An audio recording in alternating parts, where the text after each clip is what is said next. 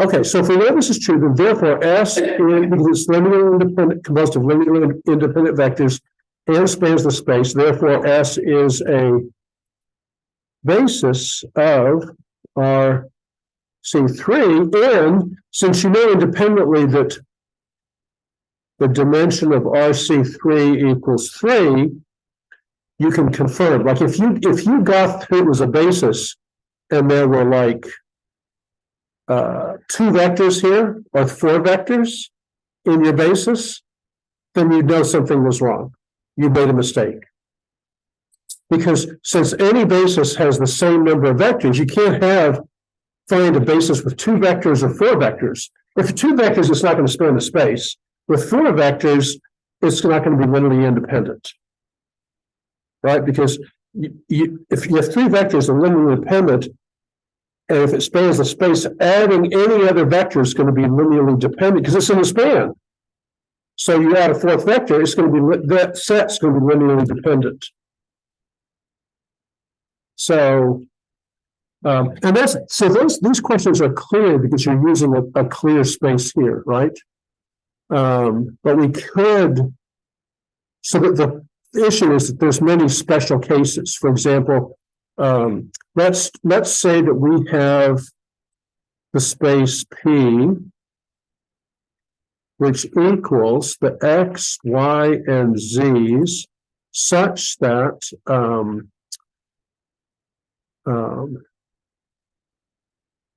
X plus Y plus Z equals 0, and say X plus Z equals 0. Okay, well, here's a space. We could ask, is it a vector space?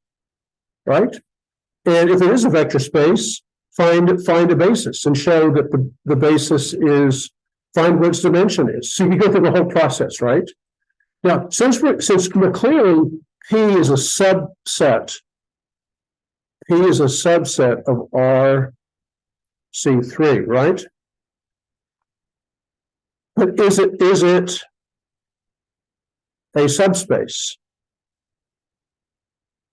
Well, you can answer this question, but you can answer this question: is it a subspace? That is it a vector space? And find a set which spans the space at the same time. It's the same thing that you've done from day one, which is this is a linear system here. If we solve the linear system, right, that is, we have to find X, Y, and Z so those things are true. Well, we can find relationships here between the variables to write it as a span, right? So we would write down, well, here's the linear system, X plus Y plus Z equals 0, and X plus Z equals 0, and that has the augmented matrix 1, 1, 1, 0, 1, 0, 1, 0, right? So then we'd solve that with minus row 1 plus row 2 to get 1, 1, 1, 0, 0, minus 1, 0, 0. Okay. And then we would see that, okay, well, we would see that the equations doing back substitution, we would see that minus, this is X, Y, and Z columns, minus Y equals 0. So we'd have Y equals 0. And then with the first equation then would be X plus Y plus Z equals 0. But since Y is 0, X would have to be minus Z. So we've solved for the leading variables here are X and Y. Y is fixed at 0, but X can vary with this variable here, right? So this is we would see that this is the result of back substitution, that Y is 0, X is minus Z, and that X and Y are leading and Z is free. So we would write, so what this means is, what does it say? We can say that if we choose, the only way that we can the only way we can shoot the X, Y, and Z here, it turns out that Y has to be 0, and there has to be a connection between X and Z. So we can plug these values in here and say, well, P is X, Y, and Z such that Y equals 0 and X equals minus Z. The point is, we have the Gauss's theorem says any solutions of this system are the same as the solutions of this system, right? So we know that these are logically equivalent conditions. So any X, Y, and Z that's a member of P up here, this could be a member of P down here. We don't lose any solutions or gain any solutions. So we can write P equals this, but then we can plug these in and say this is equal to minus Z, 0, Z, such that Z is any real number here.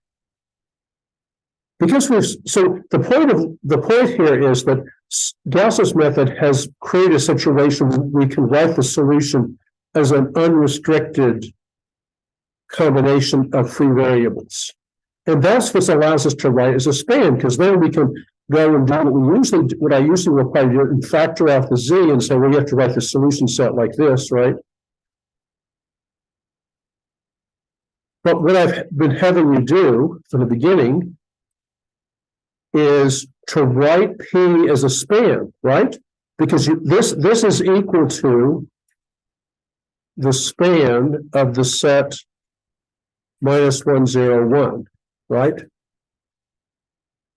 So we can say that P equals the span of B, where B equals the set minus 1, 0, 1.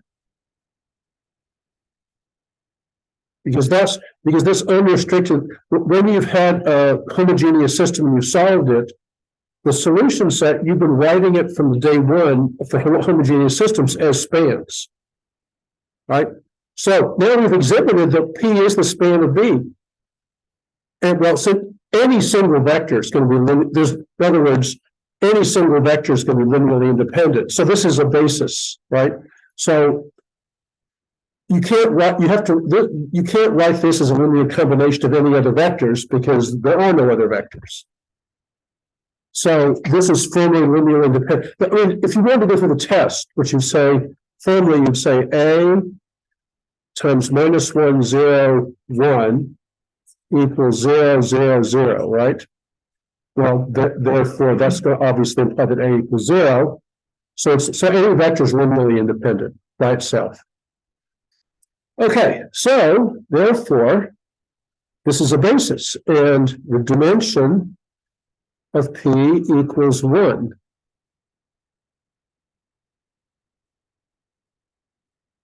So here, we didn't have to go through, and check. Now, we can go through and do a different linear system where, so here we had two equations and we had three variables. So we got two, we only had one free variable, so it was one dimensional. But what if we, anyway, so is that, let me stop here and ask for questions.